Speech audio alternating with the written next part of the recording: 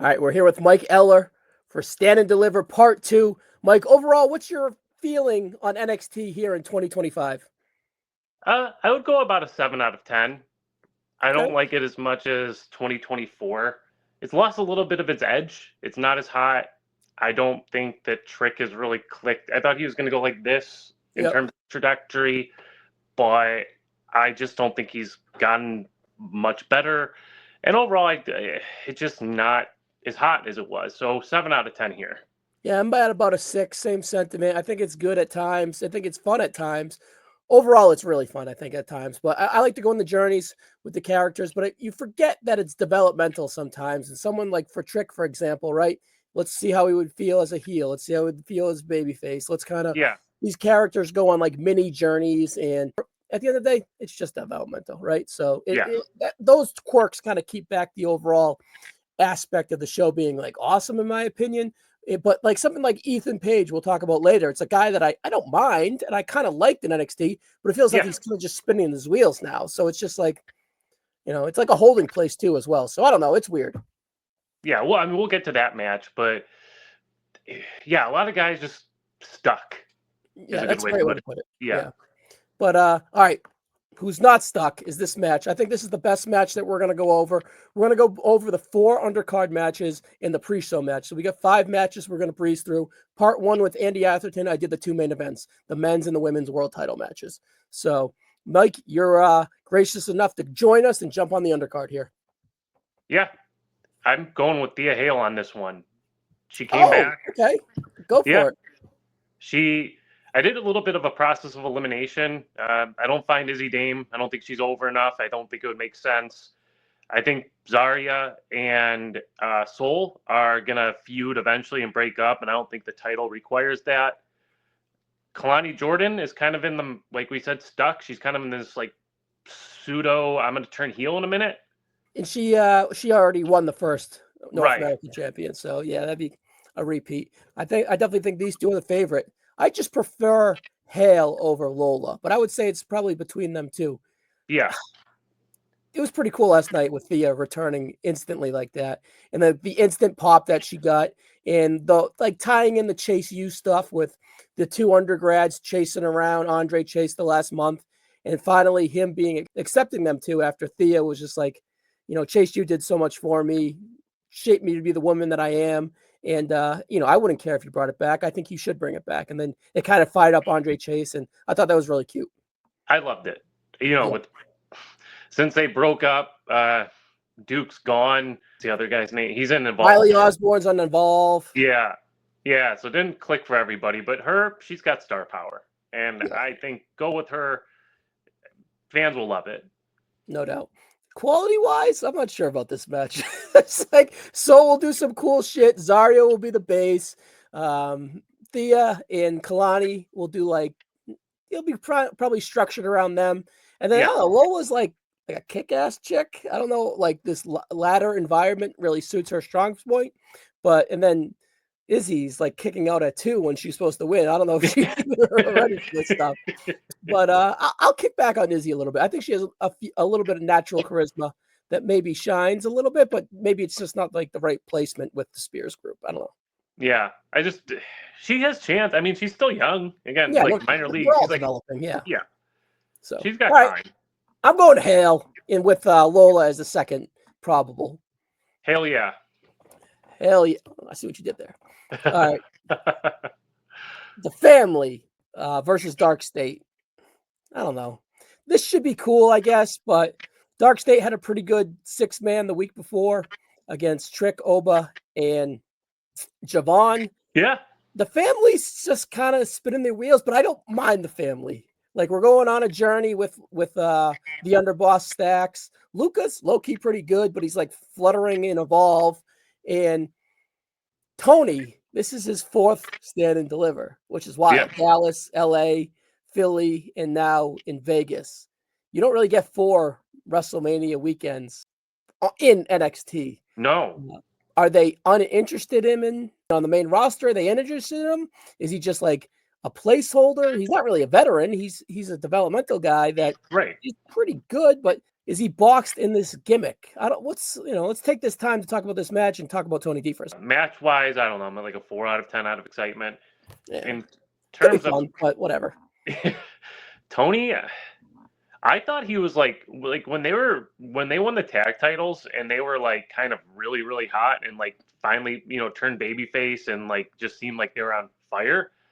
I thought that they could have gone up then, but now like this group, I don't know if it would work. I mean, you're already kind of stacked. It's already kind of very cartoony in a way.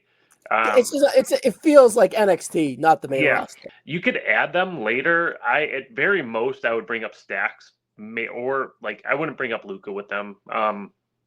Luca's pretty good and Evolve, by the way. I watched 2 of his matches, and he's a good hand. So he has potential. Yeah, he does. I don't disagree with that. Like from the stuff I've watched in Evolve, he's good. No swipe right, but I would bring him. I think he could work in the main roster, but not as a main eventer. Like I think maybe a mid carder, but I think there's a chance to fail. The chance of failing is pretty high. Yeah, or is he just like stuck in this?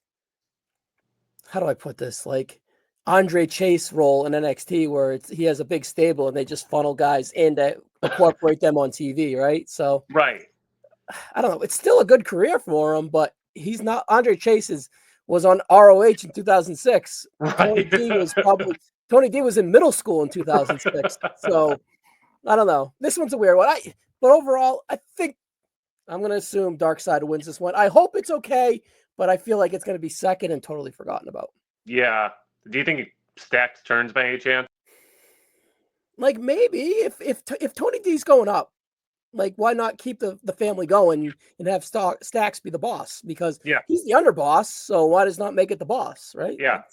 It's kind of it's an NXT thing, so maybe I don't know. We'll see. Yeah. But yeah, Tony D has a lot of charisma. I think he'd do great on the main roster, but like you said, in a mid card role, which is totally fine. That's fine. Yeah, not everyone's a main eventer.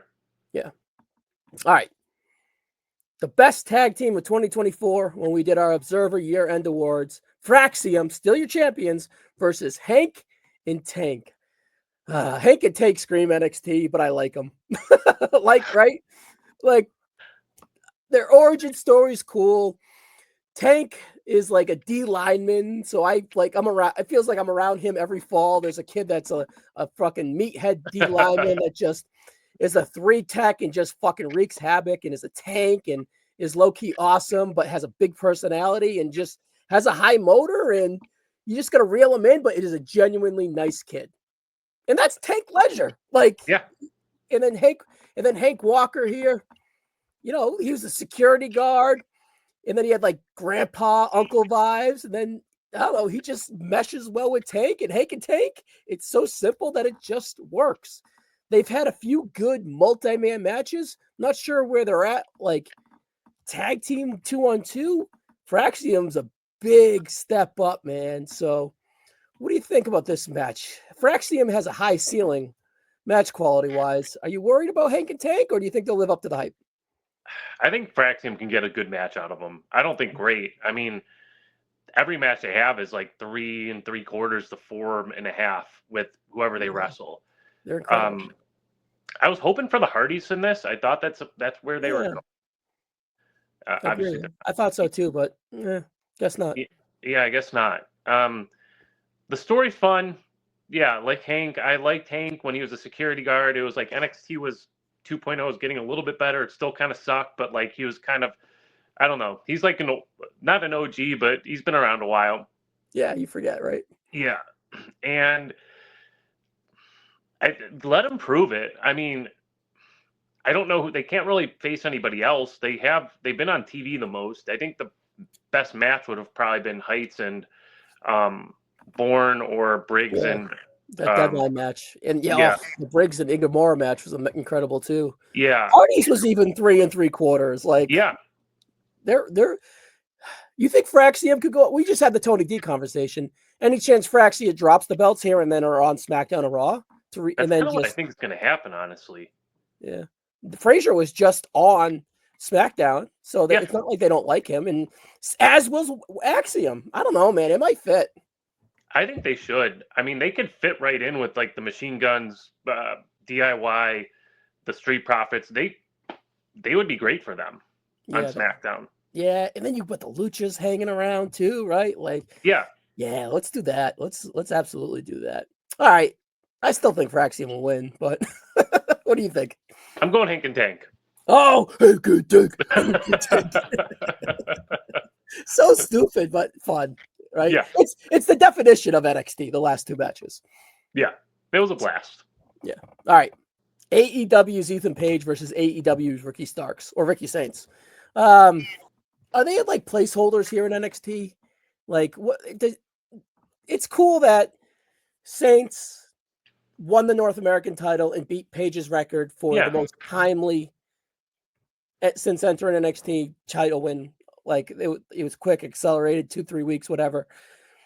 But I don't know, like, I don't mind Page. I think he has characteristics that work better in WWE/NXT than AEW. I think ultimately he's like a tag guy, but he's like spinning his wheels in NXT, and this match just doesn't feel fresh. Whereas Ricky Saints, a month in, got the big production. It seems like he's going good enough, but is this kind of flat? What's up with this match?